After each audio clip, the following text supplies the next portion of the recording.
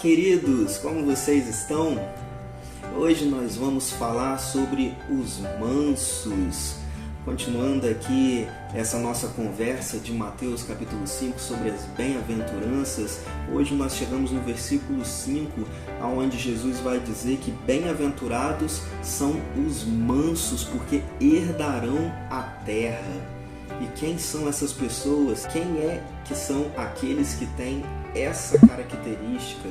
Quem tem essa característica são aqueles que são pacíficos, que são amáveis, que são brandos, suaves, que são submissos. Essas são características de uma pessoa mansa, daqueles que possuem mansidão. Algumas versões, ou a maioria das versões, ao invés de manso, traz a palavra humilde, que é mais fiel ao termo grego para comunicar melhor a ideia dessa qualidade cristã, né? E os humildes ou os mansos, eles defendem a justiça com paciência e sem amargura, deixando que Deus faça o julgamento dessas injustiças e dessas ofensas. Não cabe a nós julgar, não cabe a nós tomar atitudes desagradáveis ou atitudes irresponsáveis diante das injustiças e diante das ofensas que nós vemos e até mesmo daquelas que são contra nós. Cabe a Deus julgar, porque Ele é aquele que julga corretamente. Essa característica do cristão, ela nos capacita a perseverar em meio às injustiças e em meio às ofensas. Quando nós lemos mais à frente, ainda aqui no capítulo 5, no versículo 38 até o 42, Jesus ele vai nos dizer que não é para usarmos a vingança, jamais. E esses versos dizem que no passado, na lei, era para que fosse olho por olho e dente por dente. Dessa forma estava escrito, mas agora Jesus vem e traz um novo ensinamento. Ele está dizendo para não resistir ao perverso, mas se alguém te ofender com um tapa na face direita, é para poder oferecer a face esquerda. Se alguém quiser levar a sua túnica, deixe que leve também a sua capa. Se alguém te forçar a andar uma milha, vá com ele 2. Jesus vai trazendo esses ensinamentos para nós, né? E Ele vai nos mostrando que dessa forma nós colocamos em prática essa característica do cristão. Nós colocamos em prática a mansidão que é gerada em nós, essa humildade que é gerada em nós, a submissão que é gerada em nós, através da ação do Espírito Santo em nós. Quando nós deixamos Deus agir em nós, quando nós deixamos o Espírito de Deus agir em nós, Ele vai trabalhando e Ele vai moldando o nosso caráter de acordo com a sua vontade, de acordo com o padrão perfeito do reino de Deus, dos filhos de Deus, dos filhos da luz. E com isso, mais à frente, Jesus ele continua trazendo essa orientação, dizendo que nós devemos amar os nossos inimigos, que nós devemos orar por aqueles que nos perseguem. Isso não é nada fácil, isso não é uma atitude fácil para qualquer pessoa e até mesmo para nós cristãos. Porque quando alguém nos magoa, quando alguém nos ofende, quando nós vemos injustiças, quando nós vemos até mesmo essa injustiça que é contra nós, a nossa intenção não é de agir com mansidão, não é de agir com humildade, não é ser amável, não é agir com submissão àquilo que Jesus está nos ensinando. Mas a nossa intenção é tomar uma medida totalmente diferente. A ira vem de uma maneira no nosso coração, ela brota de uma maneira no nosso coração que ela tenta tirar a nossa paz e faz querer brotar em nós um mal para causar mal a outra pessoa. Mas não é isso que Jesus está ensinando aqui, não é isso que o Espírito de Deus trabalha em nós, não é isso que o Espírito de Deus quer gerar em nós. Nós precisamos nos submeter a Deus, nos submeter ao Espírito de Deus e deixar Ele gerar em nós esse caráter de Cristo, gerar em nós esse caráter, essa característica de submissão, de amor a Deus e ao próximo. O que a gente aprende com isso, quando nós agimos dessa forma, é o que está lá em 1 João, no capítulo 4, a partir do verso 7, onde nós vamos ler ali a instrução do apóstolo para nós, que nós devemos nos aperfeiçoar no amor de Deus e no amor ao próximo. Como que nós fazemos isso?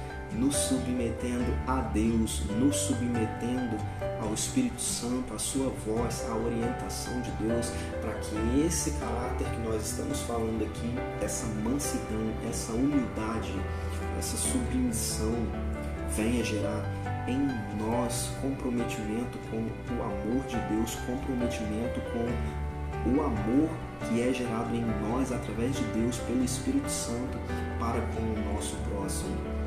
Dessa forma, nós vamos nos aperfeiçoando em Deus e nos aperfeiçoando em amor para com aqueles que estão à nossa volta.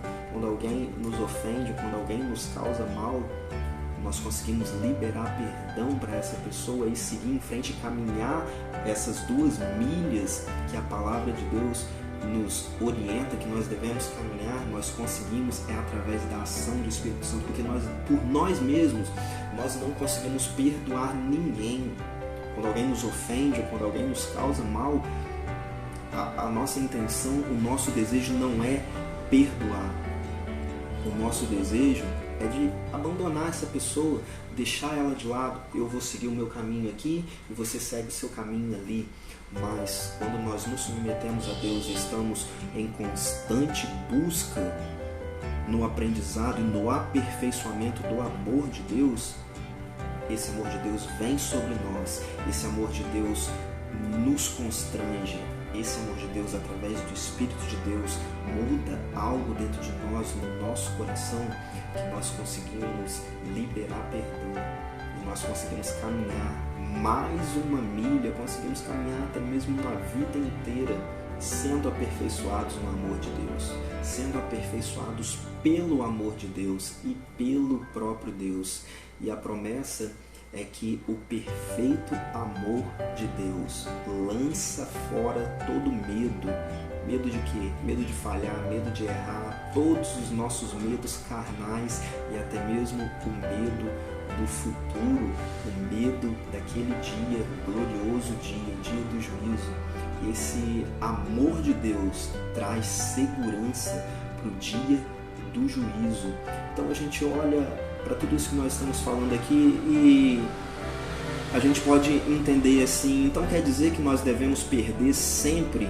Não, de forma alguma.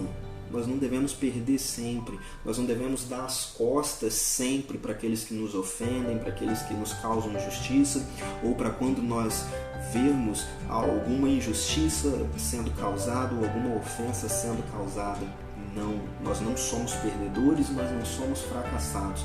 Quando nós agimos com mansidão e colocamos em prática essa característica do cristão, pode parecer que nós perdemos, mas nós não perdemos, nós estamos ganhando em Deus, porque nós estamos sendo aperfeiçoados em Deus e no amor de Deus.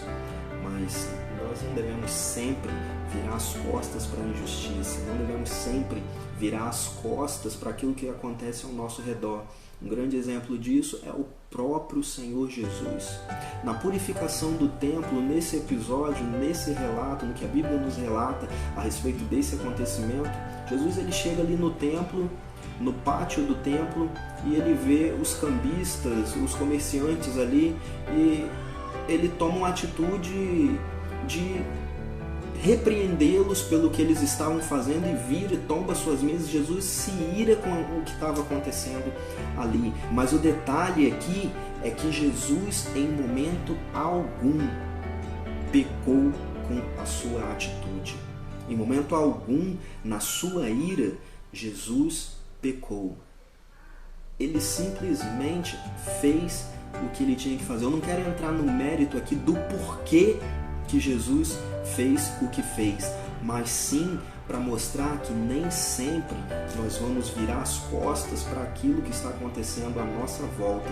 Jesus se ira e ele vai lá e resolve a situação. Ele vai lá e faz o que tem que ser feito de acordo com a palavra. Ele cita a palavra de Deus e ainda vai dizer que está escrito: o zelo pela tua casa o consumirá.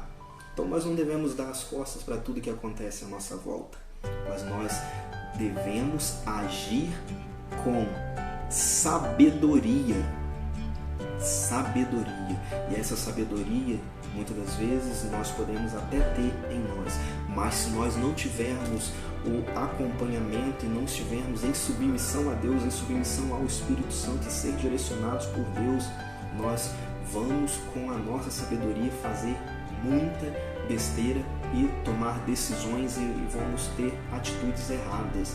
Nós precisamos ter sabedoria para lidar com toda e qualquer situação de injustiça e de ofensa, seja conosco, seja com um familiar, seja com a nossa família ou com qualquer que seja. Devemos ter sabedoria para lidar com cada situação. E onde nós encontramos essa sabedoria? Em Jesus. Quando nós caminhamos um pouquinho mais pela Bíblia, aqui mesmo em Mateus, no capítulo 11, no versículo 28 ao versículo 30, nós vamos ver um relato aqui. Jesus está declarando: vinde a mim todos os que estáis cansados de carregar as suas pesadas cargas, e eu vos darei descanso. Tomai vosso lugar em minha canga e aprendei de mim, porque sou amável e humilde de coração. E assim achareis descanso para as vossas almas, pois meu jugo é bom e minha carga é leve. Sabe o que eu falei ainda há pouco? De que quando parece que nós perdemos, na verdade nós não perdemos, mas nós ganhamos. É aqui que nós encontramos refúgio, é aqui que nós encontramos sabedoria para lidar com cada situação. Sabe quando parece que nós engolimos seco, ou quando parece que nós perdemos uma situação porque nós nos submetemos à injustiça que nos foi causada ou que foi causada a alguém e nós deixamos que aquilo aconteça simplesmente, e nós devemos tomar a atitude de correr para Jesus, de voltar para Ele e derramar aos pés dele, derramar sobre ele as injustiças que nos causaram, as ofensas que nos causaram, e assim nós vamos encontrar nele descanso, porque ele vai levar a nossa carga, ele vai carregar o nosso fardo, e ele diz para a gente tomar o nosso lugar na sua canga. O que isso quer dizer? Que no passado, aqui Jesus está fazendo uma analogia com o que acontecia com os bois quando eles iam arar a terra. Sabe aquele tronco, aquele madeiro, aquela madeira que era colocado para que os bois ficassem enfileirados ali, às vezes de 2 em 2 ou talvez mais, para que eles pudessem puxar o arado pela terra? Aquilo não era para causar um peso ou que eles tivessem que fazer um esforço maior, não, mas era para que o peso e o esforço fosse menor, para que fosse dividido entre aqueles bois. Então aqui Jesus está falando para a gente tomar o nosso lugar na sua canga. Isso quer dizer que Jesus, ele vai nos fortalecer e ele vai compartilhar conosco as nossas dificuldades, aquilo que nós estamos tendo dificuldade, as nossas injustiças. Ele vai tomar essas injustiças e essas ofensas e ele vai nos ajudar a carregar cada uma delas. E com isso se torna mais leve esse fardo, se torna mais leve carregar esse fardo e puxar e prosseguir e ir caminhando, porque é Ele que vai estar do nosso lado, nos ajudando, nos fortalecendo. E qual que é a herança, qual que é a promessa de Jesus para nós quando nós fazemos tudo isso? Sofremos injustiça, sofremos ofensas, sofremos calado, temos que engolir seco, parecer que nós perdemos. A promessa é que vamos herdar a terra.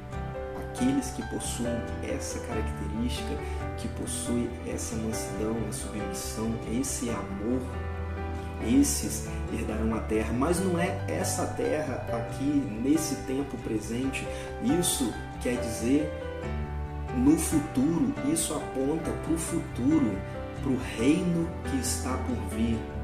Assim como está lá em Apocalipse, no capítulo 5, versículo 9 e 10, que ele escolheu, ele nos comprou, ele comprou para si povos de todas as línguas, tribos e nações, e ele constituiu e nos constituiu reinos e sacerdotes. Isso quer dizer que no futuro, nesse reino que virá, nós seremos reis, nós vamos reinar sobre a terra e nós vamos possuir a terra por herança. Essa é a promessa de Jesus para nós. E com isso, felizes são essas pessoas, com certeza. Felizes são os mansos, felizes são os humildes, porque herdarão a terra. Deus possa abençoar a sua vida, a sua casa, aonde você estiver. Posso te dar entendimento desse versículo, posso te dar entendimento do que nós falamos, do que nós conversamos aqui, e que Deus possa te abençoar grandemente onde quer que você vá, abrindo o seu entendimento e te dando sabedoria e coragem para que, se necessário for, pareça que você perdeu, se cale diante de uma determinada situação, mas se precisar agir, haja com sabedoria, que Deus possa estar te dando essa sabedoria e que você possa correr para os braços do Pai para buscar essa sabedoria em submissão ao Espírito Santo de Deus. Que Deus possa estar te abençoando em nome de Jesus.